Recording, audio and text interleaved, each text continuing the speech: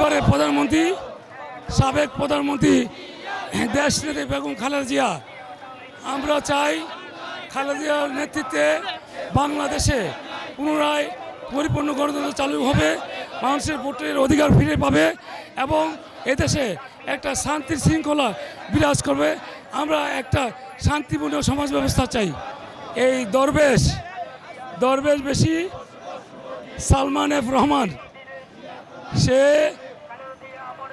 স্বৈর শাসক হাসিনার অর্থ উপদেষ্টা সেজে বাংলাদেশের ব্যাংকের যত টাকা পয়সা বিভিন্ন পদ্ধতিতে সে দেশের বাইরে লুটপাট করে নিয়ে গেছে, বাংলাদেশের অর্থনীতিকে পঙ্গু করে দিয়েছে। তাদেরকে দ্রুত বিচার ট্রাইব্যুনালে বিচার করে ফাঁসি দেওয়া দরকার।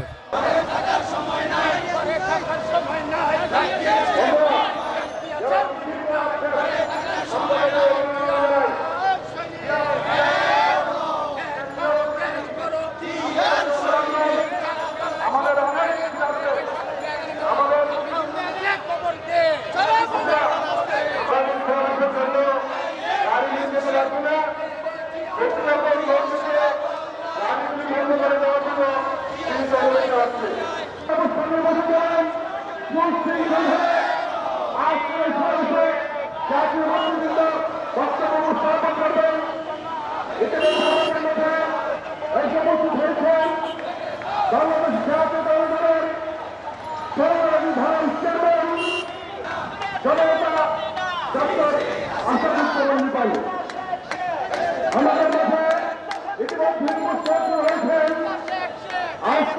বাংলাদেশ জাতীয়তাবাদী দলের স্থায়ী কমিটির অন্যতম সদস্য সাবেক মন্ত্রী জননেত্রী বেগম রহমান।